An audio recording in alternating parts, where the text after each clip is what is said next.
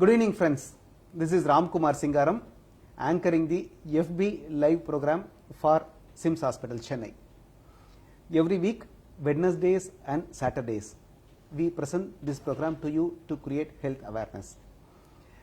This week, we are going to discuss about the fetal medicine.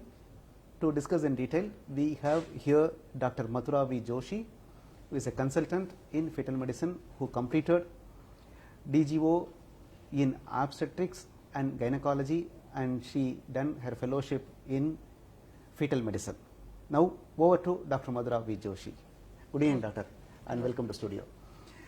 Now you can brief about what is fetal medicine, because we heard the term about gynecology and pregnancy, all these things we know, but fetal medicine seems to be a new technical term.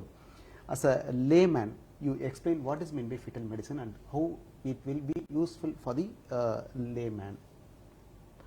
Fetal medicine is a new subspecialty in obstetrics and gynecology. These fetal medicine specialists, they manages both the mother as well as the baby, the fetus, prior to the pregnancy, during the pregnancy, and also after the delivery, along with the pediatrician. Basically, these are the obstetricians who have received a special training in obstetric ultrasound, and along with that some invasive procedures like amniocentesis or chorionic villus biopsy for the baby. They have learned these procedures. So basically they deal with both high risk as well as low risk pregnancies, and these are the obstetricians who are managing the pregnancies with the help of ultrasound. What is meant by ultrasound? Ultrasound, as this name tells, it is the sound waves. These are basically sound waves. They are high frequency, almost more than 20 kilohertz sound waves, and these sound waves which are not audible to the human ears. So these sound waves through the ultrasound probe, they pass through the maternal abdomen to the fetus, and the echoes are produced, and these echoes, they are transmitted on the screen as an image. So these are basically ultrasound waves. Okay, in which way it will be helpful for a pregnant lady, this fetal medicine? Actually, in today's era, we can't imagine obstetrics without ultrasound.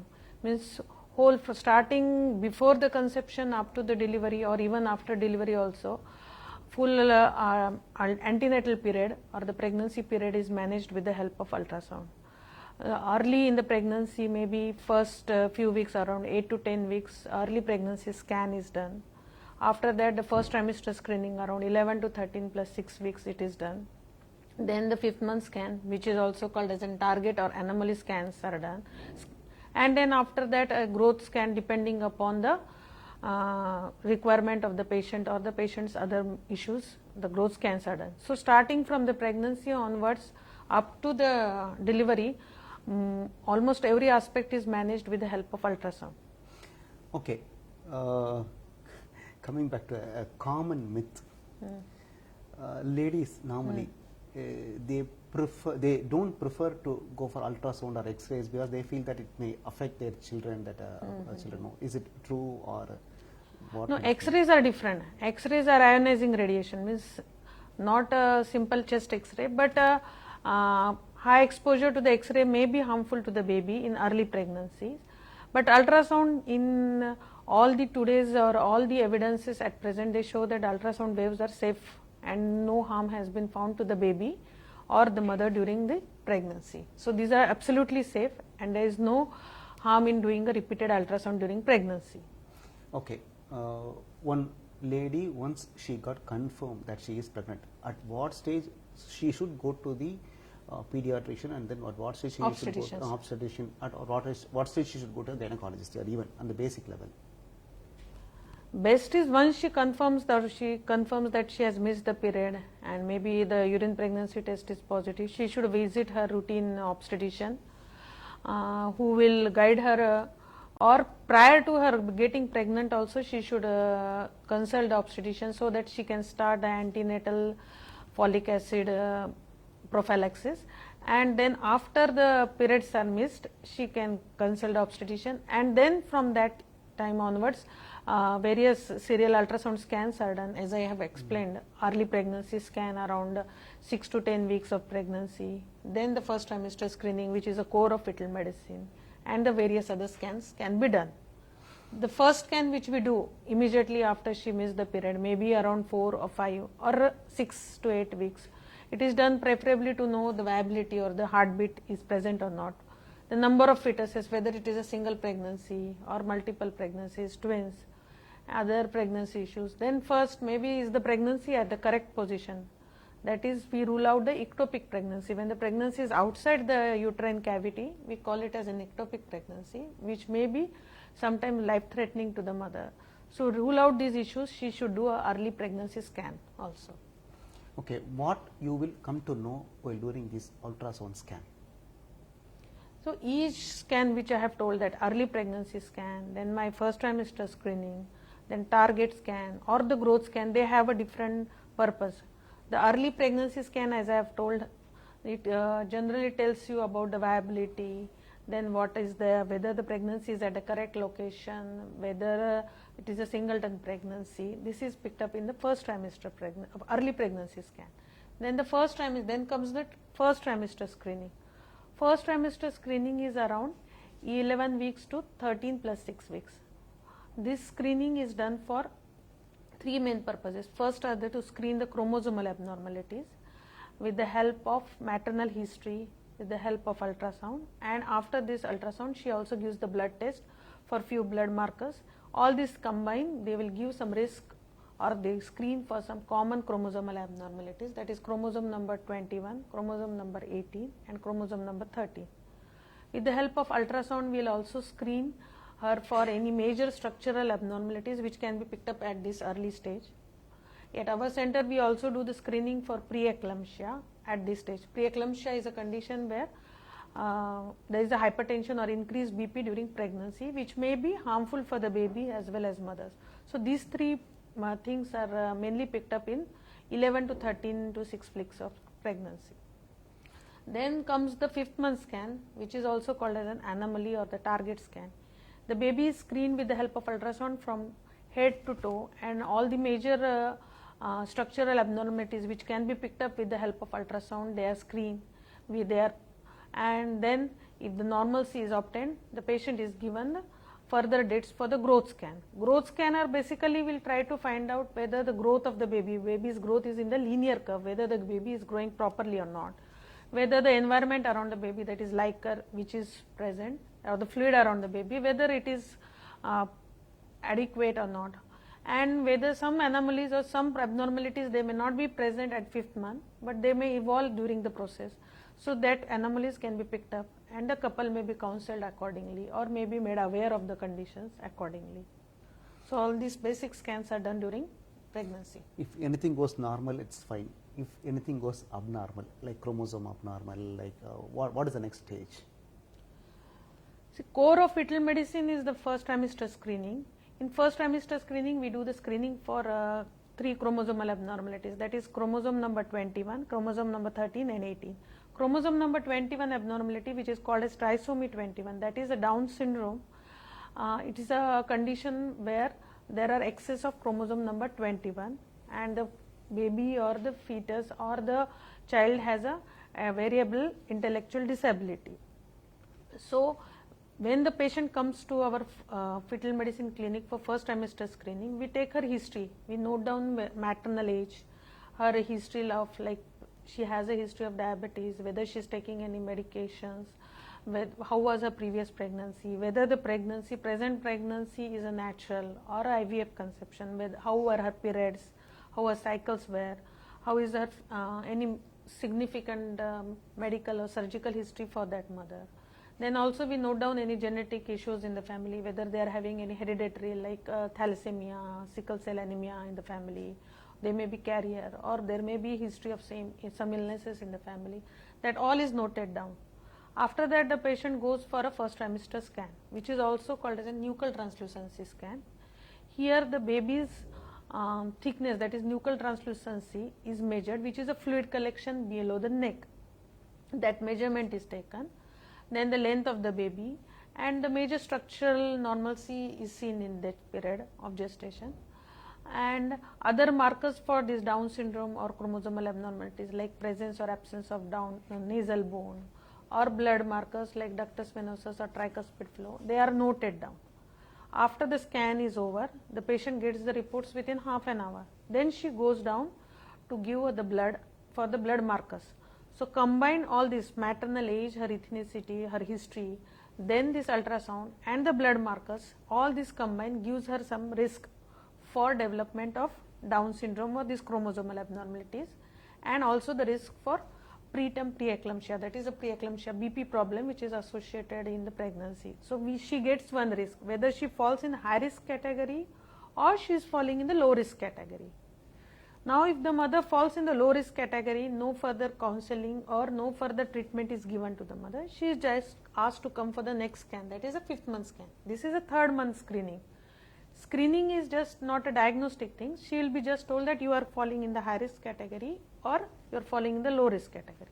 Now if the mother comes or becomes a screen positive, or she falls in a screen high risk category for Down syndrome or for preterm preeclampsia, then she is counseled regarding that condition. The couple is explained what is preterm preeclampsia.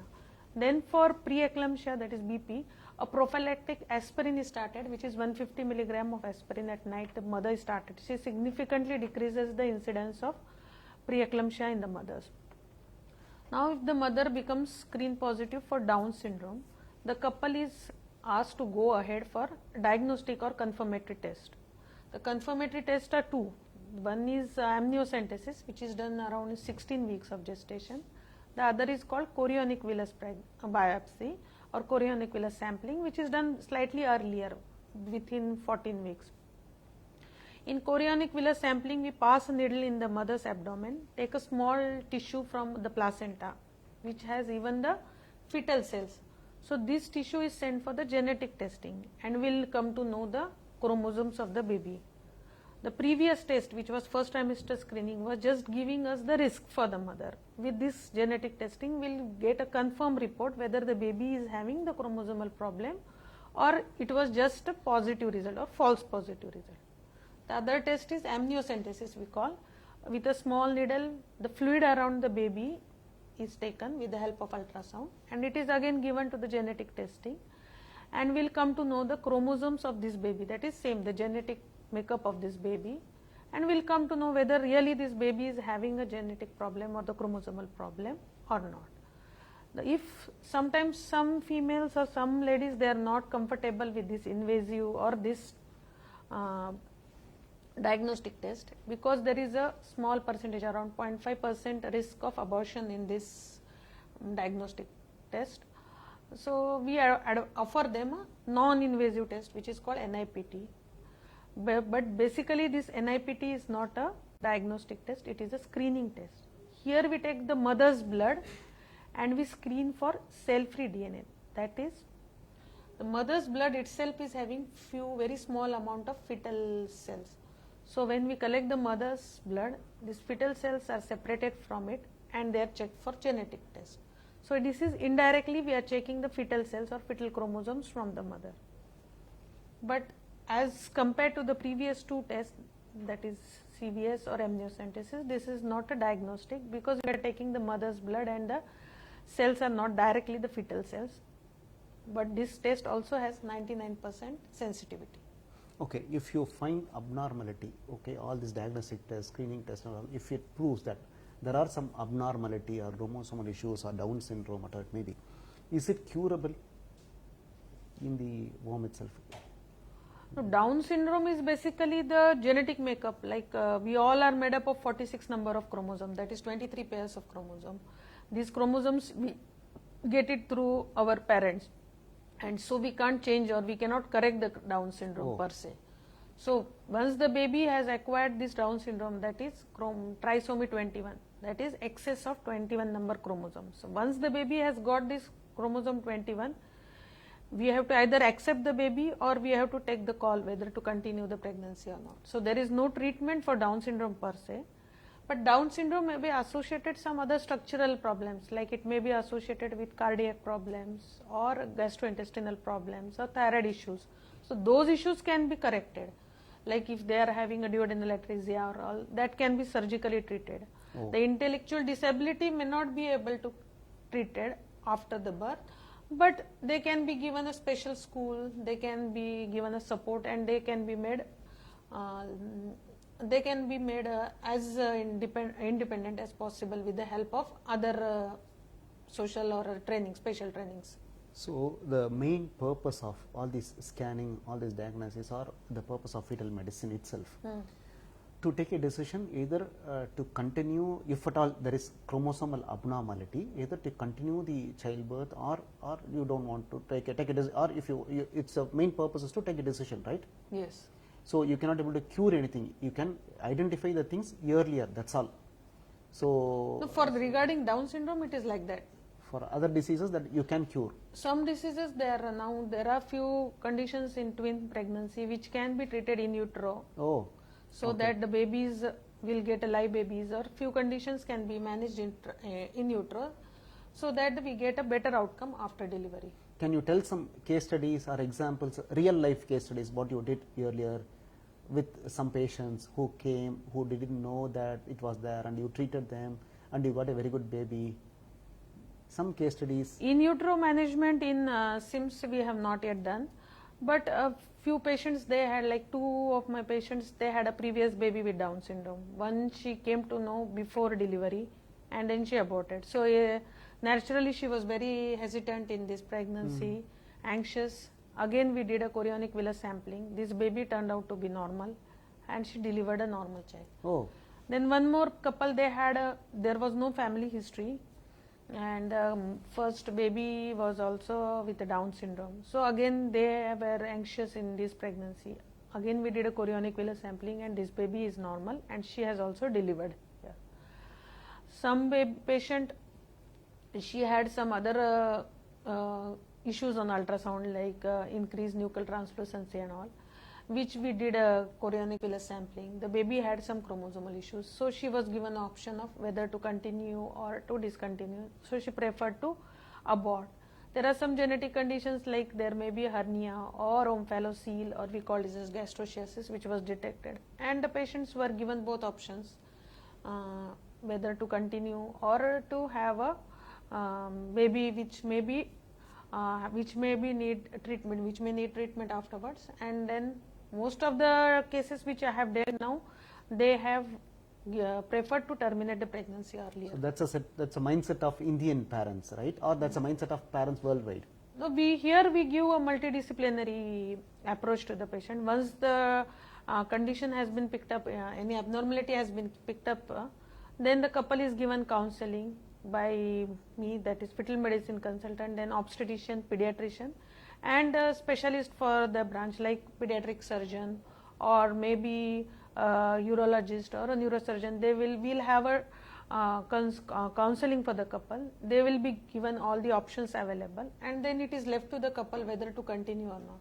But some couples, like they had a cleft lip and cleft palate baby, they continued the pregnancy, and after that they operated also. So some conditions and some parents, they are willing. One baby had a diaphragmatic hernia, which is a birth defect, and they continued the pregnancy. The baby was delivered and then they operated also. Okay. Say if they miss the first trimester, then what is the next one? Still they can go for scanning at a later stage, and is it possible to identify? First trimester is around 11 to 13 plus 6 weeks, as I told you. But it had happened during last year because of the lockdown and all. Many patients, they had missed the first trimester. Some could manage with the pass and all, they came for the screening, but many patients they had missed. So for these patients, there is other option, that is quadruple screening, which is done slightly later in the pregnancy. In the second trimester it is done. But the drawback of quadruple test is that it is less sensitive as compared to first trimester for the screening of chromosomal abnormalities. Along with this quadruple screening, I will also do a genetic sonogram of the baby, that is ultrasound. With that, I will try to pick up the sonographic markers for the chromosomal abnormalities. So combined, we have offered the patients screening if they miss the first trimester screening. Even this non-invasive test which I have told, it is also a good screening if the patient misses the first trimester screening. But the only factor for non-invasive screening is it's costly at present, almost 3 to 4 times as compared to the first trimester screening. So very few patients, they are willing for NIPT as a basic screening test. Normally for fetal consultancy, fetal medicine consultancy, patients are coming directly to you, or it been referred by some other gynecologist and they should come to you? They basically, obstetrician, they will see the patients and they will be referring us for the ultrasound and the fetal medicine consultation.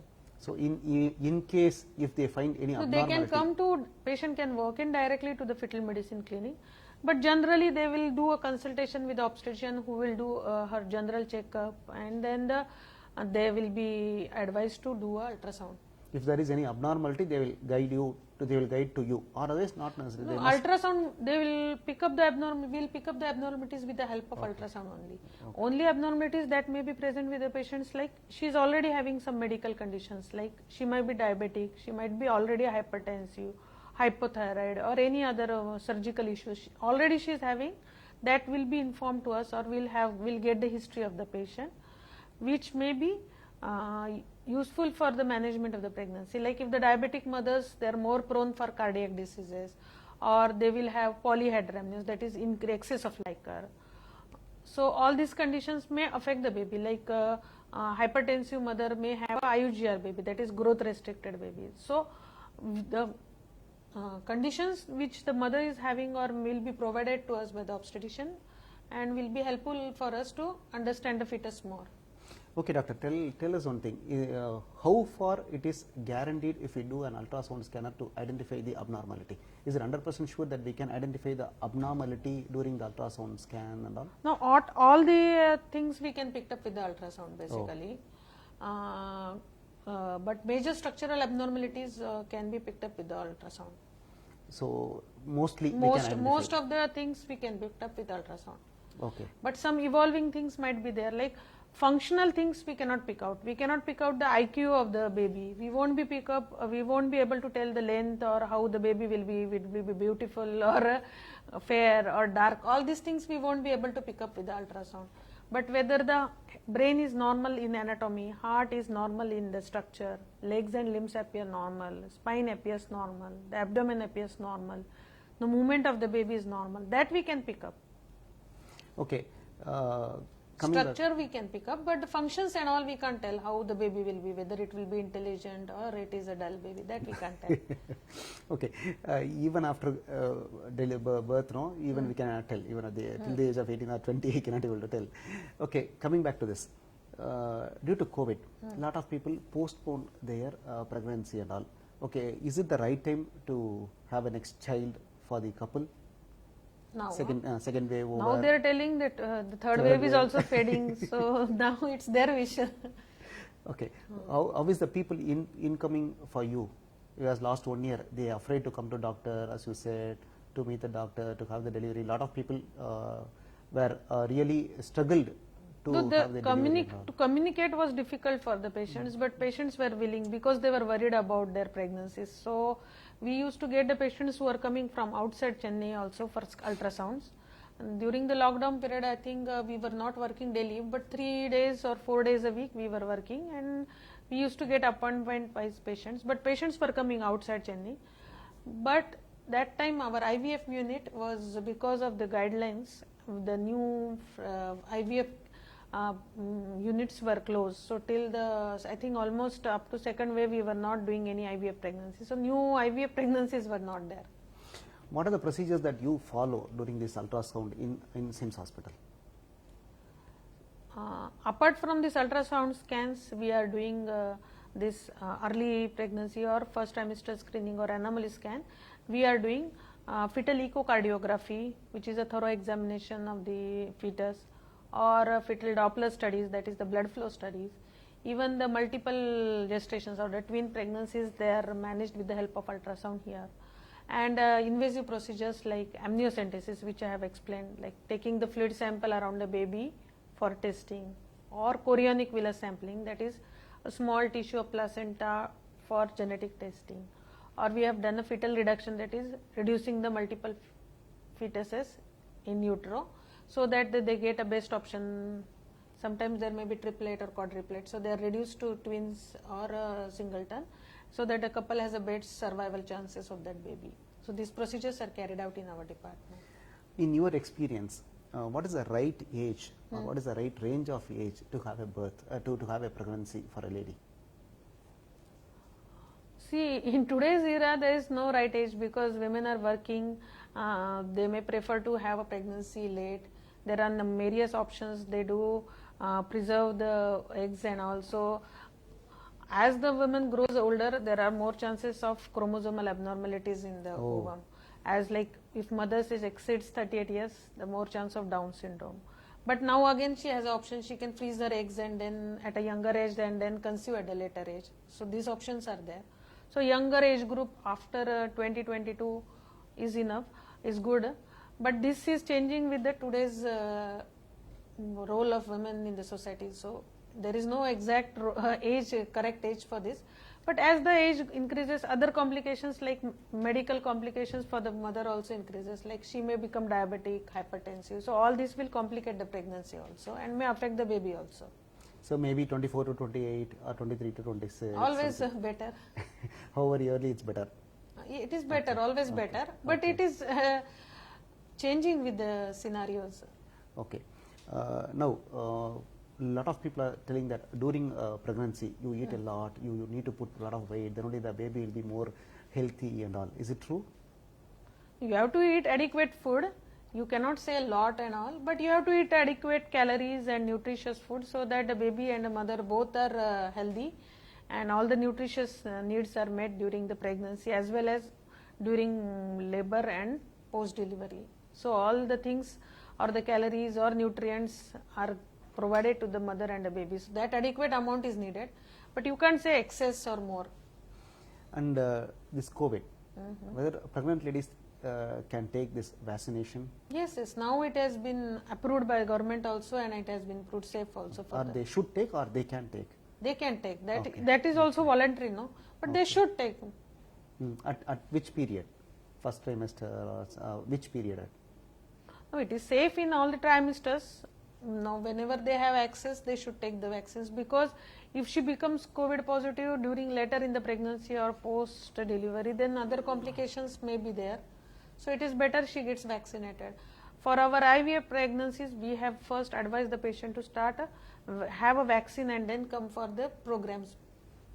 Then there are some myths that nowadays this natural delivery is on very low, and doctors normally advise to have this non-natural delivery and all. How is it true?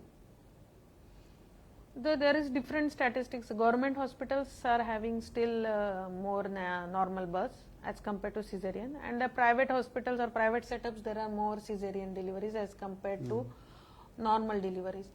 But there is no audit and there are no regulations in our country for cesarean sections or normal birth. But the statistics in today's days, they are showing that more cesarean in private setup and more normal deliveries in the government hospitals. Which is good for a lady?